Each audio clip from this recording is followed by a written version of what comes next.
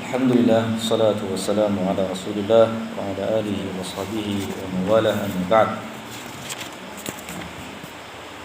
Maka dari sini bisa disimpulkan bahwa fenomena kesyirikan di zaman sekarang lebih parah dari kesyirikan di zaman dahulu, bukan hanya dilihat oleh Syekh Muhammad bin Abdul Wahhab rahimahullah saja.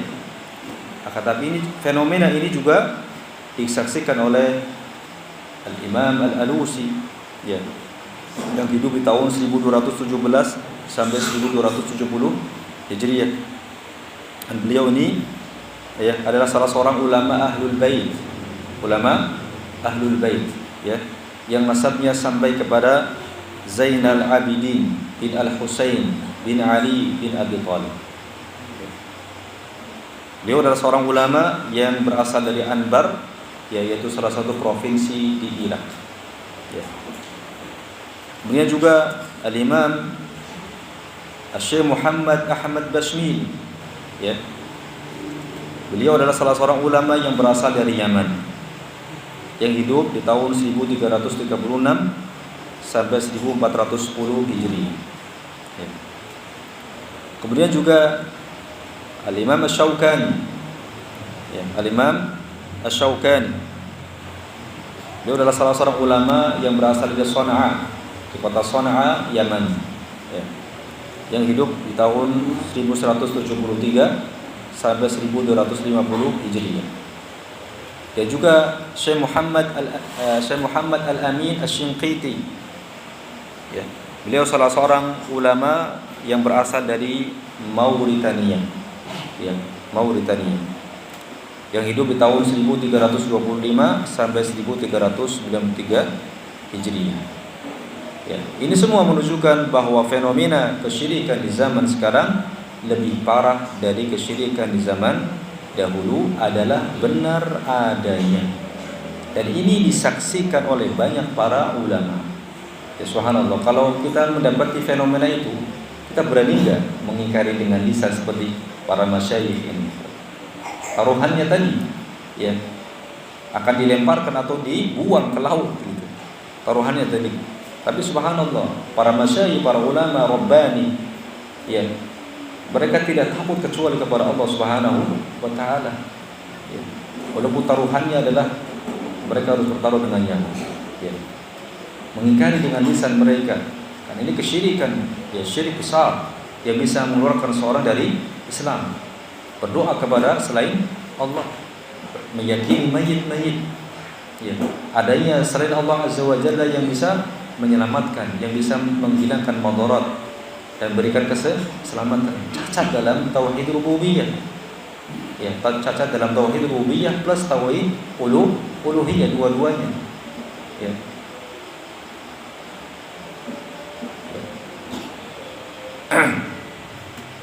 Di mana sebagian kaum muslimin dalam keadaan terdesak, ya, justru meminta kepada wali-wali dan meninggalkan Allah Subhanahu wa taala, atau meninggalkan meminta kepada Allah Subhanahu wa taala. Ya. Kita mohon kepada Allah Azza wa Jalla keselamatan dari hal yang demikian juga untuk kaum muslimin yang lainnya, ya. Dan ikhwah, ya, ini saja yang bisa kita sampaikan pada pertemuan malam hari ini. Dan dengan demikian selesai pembahasan kita dari kitab Qawaidul Arba', yang ini saya ambilkan dari syarah ustaz kita, yaitu al-ustaz Dr. Firanda, ya, Andirja Hafizahullah taala, ya. Ini sebuah amanah ilmiah yang dari beliau untuk kami sampaikan kitab-kitab beliau, ya, Syarah Al-Ushul As-Salasah dan juga Al-Qawaidul Arba', ya. Semoga Allah Azza wa Jalla memberikan pahala yang besar kepada para ulama kita, ya, para ustadz kita, ya, yang telah memberikan kepada kita penjelasan-penjelasan tentang perkara yang sangat penting, yaitu perkara akidah, ya, sampai kepada kita, ya. Dan kita berharap kepada Allah Azza wa Jalla agar kita bisa mengamalkan apa yang sudah kita pelajari, ya, karena ilmu dan amal ini harus senantiasa berbarengan, ya. Jaga tauhid kita, jaga akidah tauhid kita sampai akhir ya hayatiha. Ini yang paling penting, yang merupakan kunci daripada surga Allah Subhanahu wa taala. Ya. Man qala la ilaha illallah dakhala jannah. Man akhiru kalami la ilaha illallah dakhala jannah. Siapa yang akhir perkataannya adalah la ilaha illallah, maka dia akan masuk surga. Husnul khatimah, meninggal di atas Islam dan di atas sunnah Nabi sallallahu alaihi wasallam. Ya. Wallahu a'lam. Hal min soal? Ada pertanyaan sebelum kita tutup?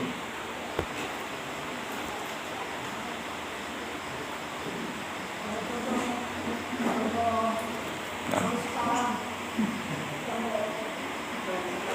Zaman sekarang itu tadi yang di sekitar kuburan banyak, ya. Atau mungkin yang melakukan pesugihan, ya, yang ada di sekitar kuburan, kemudian mereka ya sujud kepadanya, meminta kepadanya, ya, dan semacamnya. Ya. Nah, yang lapang, dalam kondisi lapang, apalagi dalam kondisi lapang. Ya. Yang di sini yang dibedakan adalah dalam kondisi apa? Sempitnya. Ya. Dalam kondisi lapang. Ketika mereka dalam kondisi lapang semakin jauh. Iya, semakin jauh. Dalam kondisi genting saja jauh, apalagi semakin lapang. Ya. Seperti tadi contohnya, ketika diselamatkan dari mara bahaya laut, ya. Dia mengatakan kepada syekh yang masih kecil tadi, ya, kita diberikan keselamatan karena Syekh Ibnu Isa. Itu kan kesyirikan, ya, kesyirikan, ya, menisbatkan nikmat kepada Syekh Ibnu Isa. Sedangkan Allah mengatakan wa bikum min ni'matin fa minallah. Apa saja nikmat yang datang kepada kalian itu datang dari Allah. Mereka diselamatkan dari mara bahaya ombak di lautan. Kemudian mereka menyandarkan nikmat itu kepada Syekh Ibnu Isa. Dalam kondisi genting saja mereka menyekutukan Allah, apalagi dalam kondisi lapang. Itu, ya. Kalau kaum musyrikin Arab dahulu dalam kondisi genting, dalam kondisi akan binasa, mereka mengikhlaskan ibadah hanya kepada Allah. Tapi dalam kondisi lapang, mereka kembali menyekutukan Allah. Jadi itu sifat manusia. Kalau sudah enak, hidup enak, ya, lupa sama Allah. Ya. Dan kita mungkin dalam ada taraf itunya, ya, unsur itunya, ya. Dan manusia sifatnya seperti itu. Ketika dalam kondisi enak, ya, menyangka bahwasanya Allah sedang memuliakan dia. Ya. Padahal tidak demikian. Ya. Kalau dalam kondisi enak tapi kemudian dia bermaksiat, maka ini musibah. Tapi kalau dalam kondisi nikmat kemudian dia bersyukur, semakin rajin ibadahnya kepada Allah, maka itu tanda kebaikan. Tapi kalau dalam kondisi nikmat, sejahtera, enak, semakin jauh dari Allah, ini istidraj. Istidraj. Bisa jadi nanti, ya, hukumannya nanti di akhirat, dan di akhirat lebih dahsyat daripada di dunia. Sebesar apapun musibah, penyakit yang menimpa di dunia, itu tidak ada apa-apanya dengan azab di akhirat. Ya, masih mending, ya. Seorang disucikan dosa-dosanya di dunia dengan penyakit, masih mending daripada nanti ditumpuk dikumpulkan nanti di akhirat. Naudzubillah. Tapi tetap kita minta kepada Allah Azza wa Jalla as-sihah wal afiyah. As-sihah wal afiyah. Ya.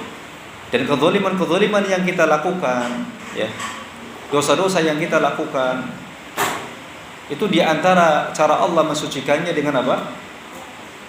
Penyakit, ya, dengan rasa sakit. Itu diantaranya Allah mensucikan, ya, dosa-dosa kita. Ya. Tapi syukur-syukur Allah Azza wa Jalla mensucikan dosa-dosa kita dengan amal-amal soleh yang kita lakukan. Amal-amal soleh yang kita lakukan itu akan menggugurkan dosa-dosa kita. Ya. Makanya apa yang kita lakukan sekarang saat ini, ya, ini akan menentukan apa yang akan ke depan. Para ulama dahulu itu ingat, ya, melakukan suatu perbuatan dosa 40 tahun yang lalu, baru ketahuan pengaruhnya setelah 40 tahun. Ingat, 40 tahun yang lalu pernah melakukan sebuah dosa, dan efeknya baru ketahuan setelah 40 tahun. Ya. Jadi ada efek ya dari dosa yang kita lakukan. Makanya hati-hati. Ya, perbanyak istighfar. Tapi kan kita manusia memang banyak dosa. Nah, kita manusia banyak dosa. Kullu bani Adam khata'. Tapi perbanyak istighfar, ya. Perbanyak taubat kepada Allah Azza wa Jalla. Perbanyak amal soleh yang itu bisa menggugurkan dosa-dosa kita. Ya, dengan izin Allah Azza wa Jalla. Nah, Allah.